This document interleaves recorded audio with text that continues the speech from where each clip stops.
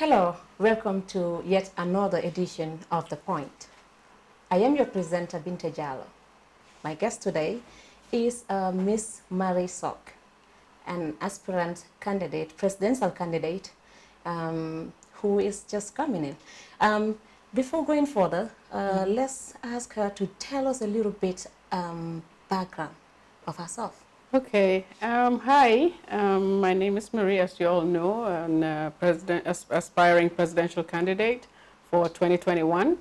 I'm a Gambian born and raised here, educated in the Gambia. Worked here a little bit before traveling overseas. Stayed out for over 25 years and decided to come back home to give back. So my family is all in Gambia. Of course, my kids are all in America, but like I said, the desire to come back home made me come back. So we can, once you're out there, you want to come back, help, and do your quarter as a Gambian. You are a woman. We've seen a lot of women rather, in the Gambia stepping back out of politics. They are not in the forefront when it comes to politics. What motivated you to take this course? That is exactly what motivated me to take this course, because I feel that the women are just used in the background of politics. They use them to clap for them, cheer for them, push them, vote for them, because the majority here is women. So after they do that, then, it's like the men take over. I mean, and I think that women should be more recognized than that, because without those women, all these guys will not be in office. They played a major role in politics in the Gambia. And I feel that they also need, as much as they're in the back end and clapping and cheering and voting, I think they also should be in the forefront as well in politics, because they have a very strong platform and a very strong role that they play in the politics of Gambia. Thank you. We've seen a lot of politicians in this country, and a lot who come and say a lot of promises to the citizens. What other different things do you have as to things, let's say, part of your policies? Yeah, things that you have for the Gambian people. Well, that is different actually, right, from all these politicians that will say, oh, I'm going to empower youth, I'm going to do this and that. So what other different thing do you have? Well, what I have is a bit different from what they have, in the sense that we all see, for example, what they have said in the past 50 years, and we all see where we are right now. Some of the things that I have are already in existence, but we can also enhance it and add some more. Even though they might sound similar from what they are saying, but it is different, because we're talking about, when you talk about technology integration in schools, I mean, that has never been done. So these are things as well that will all be incorporated. So I gave my 10 cardinal pillars, working on the manifesto on these 10 cardinal pillars, and I hope to God that it will all be done and ready. And when it's done, people will see exactly what we have, even though some of them might be existing, or other politicians or other heads of state have started the, the foundation for it. But we have to take it to the next level and enhance them, also add more to it. We're talking about from Banjul to Basse, we're talking about developing the whole of Gambia and extending what is already existing. So when this, with these 10 cardinal pillars, I think we can achieve that. And we have other things in the 10 cardinal pillars that we can include, especially in our agricultural sector. So that is completely different. That has never been in the Gambia. It was never heard of, and it will come. You all will know about it, which will boost the economy. Okay. We've seen and heard from a lot of politicians, like I said, and most of those people, when they come on board, or let's say when they become a president, things start to change for citizens. We've seen a lot of them. They will come and promise us a lot of things that they're going to deliver, and at the end of the day, we will not see anything when they are up there. They will in fact forget about the people who voted them in. What are some of the assurances that you can give the public as to what I mean, just to assure them that this is really going to happen. You are a woman, and then I think you should have something more than what the men have. Well, when you elect presidents or people that you elect for office, you have to always look at what they have done for country prior to being up there, prior to electing them in the seat. What have they done to impact the youths, or what have they done to impact whatever it is that they're promising? You know, I mean, I feel that since I came back, you know, I've been doing a lot of work. I've been working with the young people. I've been working with the mothers, you know, with women. I've been doing a lot of charity work. I've been working in the communities. And this actually helped me to see, you know, all the gaps in the areas. I've given to the health sector. I visit the health sector. I visit Tanka, for example, which is completely forgotten, you know, things like that, you know, and this is one of the reasons I can now sit down and write a roadmap of all the things that I see to be able to do that, because I've been doing it. And if I've been doing all these things, you know, a little here, a little there, and, you know, see that, you know what, this little here, little there is not going to help. The only way I can really help in the magnitude that I want to help is really be part of politics, or be in office, or be part of politics, to be able to help develop all these areas that I'm seeing that is lagging. You know, for example, when I called Tanka is a mental health institution. But when you go there, we have people that they say they're drug addicts. You know, you cannot have drug addicts in the same building or in the same facility as mentally challenged people. And then when you talk about mental health, you're also talking about what kind of mental, mental challenges do they have? Right. You know, so you cannot put all those people in one area and expect them to ever get out of that. So these are all things that I really looked at, and I feel in order for me to be able to really tackle these issues is to get deep into, you know, the problem by joining politics. Right. Right now, you're the only woman that is actually standing among all the lot. All of them are men. Do you really think you can beat all these men?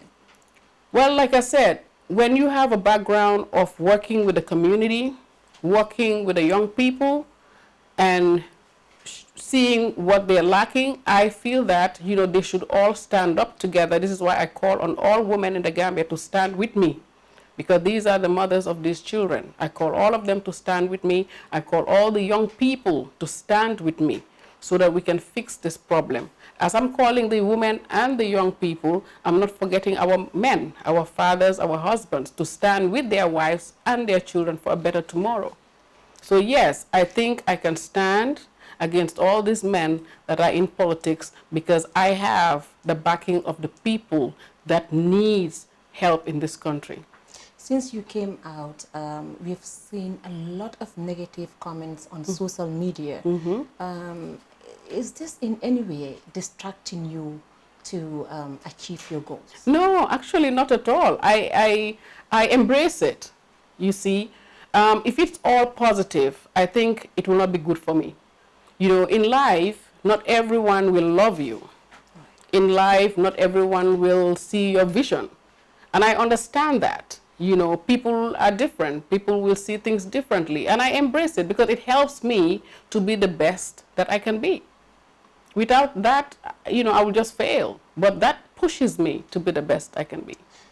Elections are not far anymore for the Gambia. You just starting, and to mobilize people within this country might be a difficult thing for you right at the moment.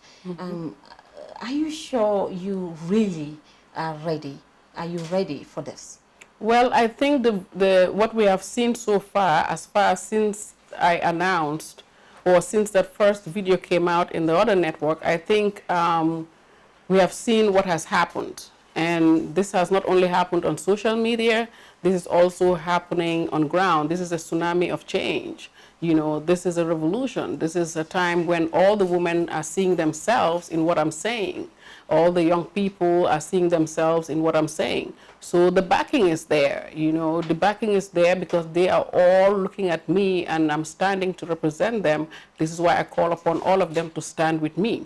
So it's not about whether I started late in the game. It's about what I can do now. You know, sometimes it says, you know, it's better late than never.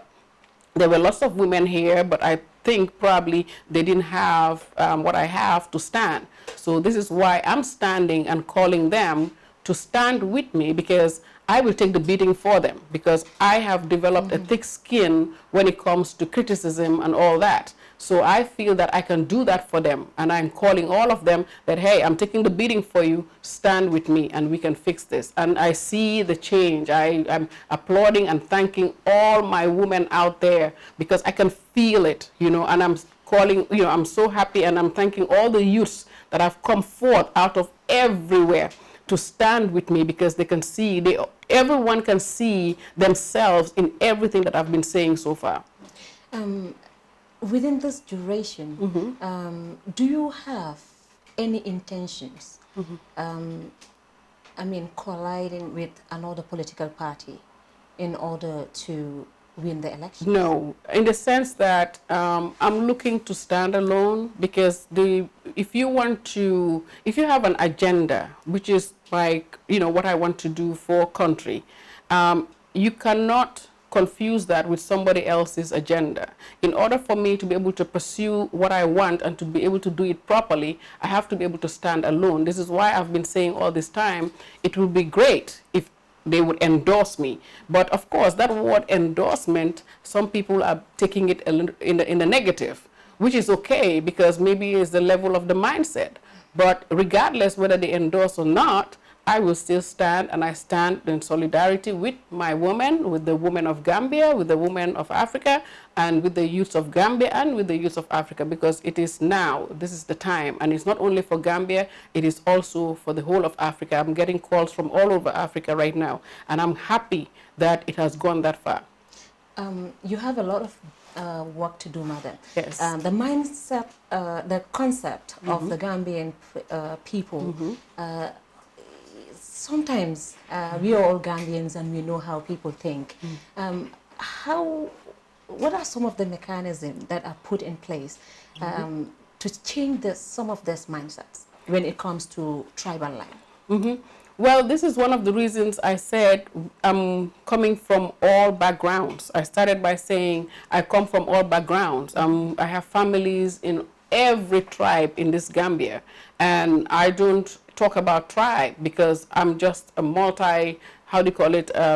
tribe, you know, I'm coming from everywhere. And also I have little videos and stuff that's going to be coming in the next year, which we are using to sensitize the populace about, you know, things, and so that they can understand these things and they can feel them. You know, and it's like we are doing like a class or, you know, sensitization and getting to the bottom of issues where, you know, everyone will see themselves and understand why we do this. We're encouraging the young people to talk to their parents, to talk to their families, to also sensitize them and educate them on the why.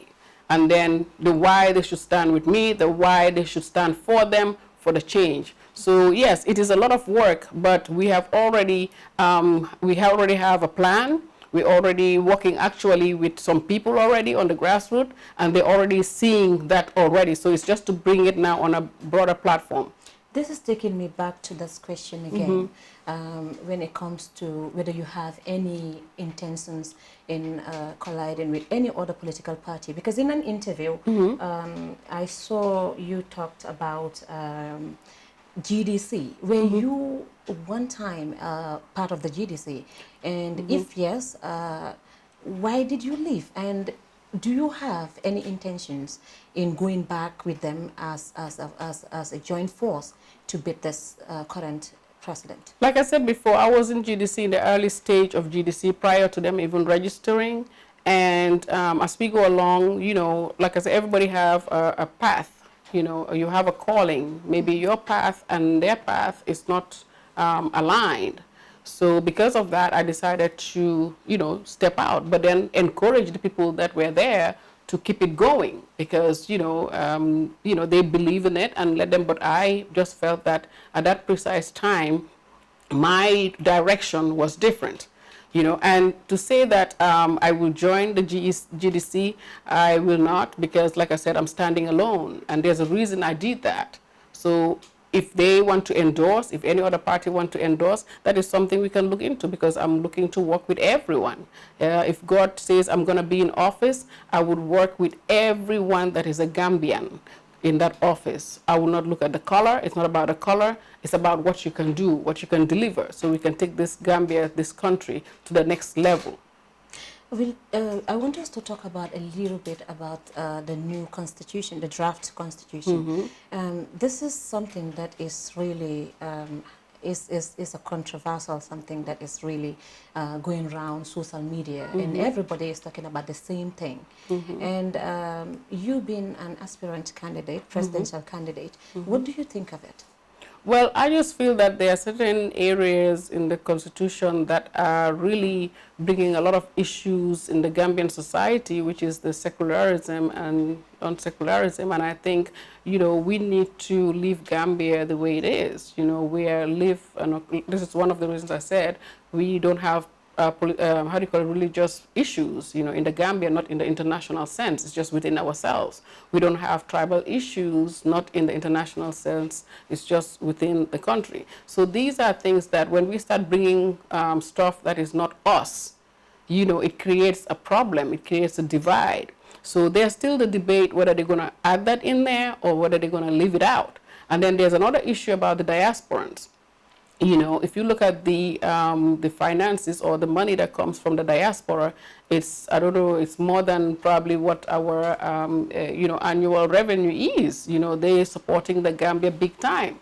You know, they are, you know, putting their heart and soul and money in their country.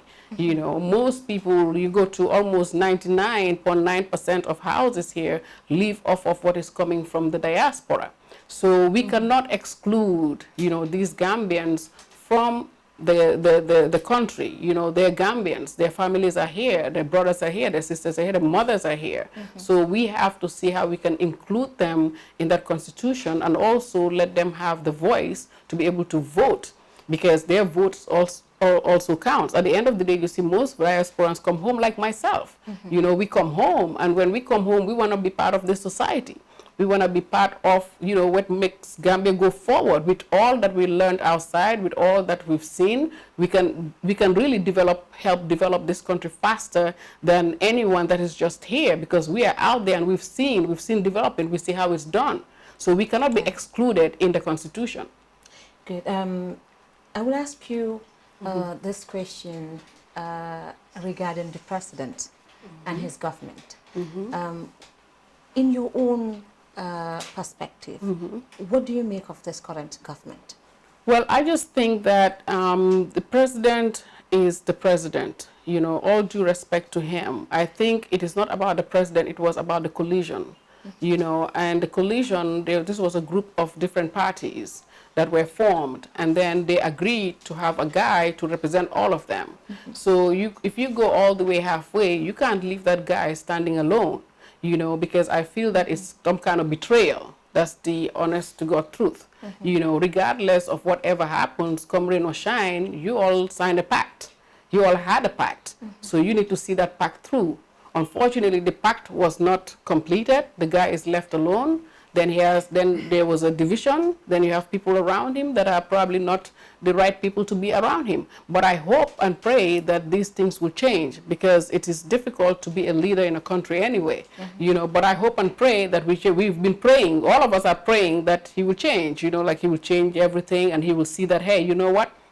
I'm left alone, and this is what I got to do with the people that are around me. Let's make it happen. So all we can do for our leaders really is to pray for them. Do you think he brought about changes in this country as expected?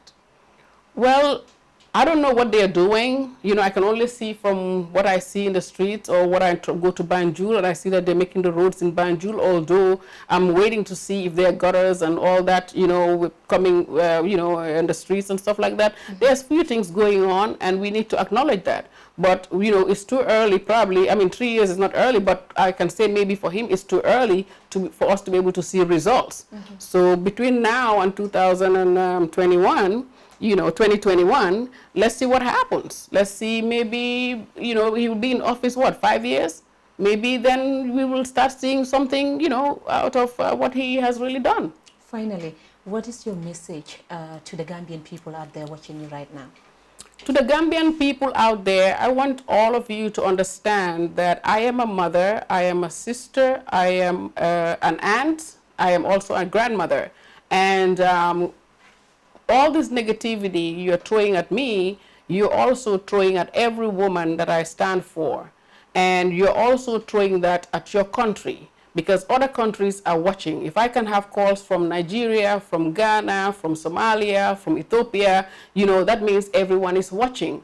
And what we are doing is just not helping us as a nation. What we are doing, we're bringing the nation down. In order for us to develop Gambia, we need to gain respect. The way we should gain respect is the way we portray ourselves, how we respect our women, and how we treat our women, our mothers. If you don't respect your mother at home, then honestly, you will not make it in this world, because your blessing will come from her. So I call on all my brothers and sisters to go back to the drawing board and check themselves and start to think, listen, what I'm doing on social media, somebody else is seeing. And then you want to be somebody tomorrow, like I'm standing right now. If I was insulting my mom and insulting a woman, trust me, by now, I would not even last a day. So on that note, I say, let us go back to the drawing board. Let us rethink. Let us look deep into ourselves and see what we are doing. You're not damaging me. You're damaging the Gambia. Thank you very much. Thank you. And we wish you best of luck. Thank you. I appreciate it. Thank you so much. Thank you very much for watching. I am your host, Binta Jallo from Eco TV.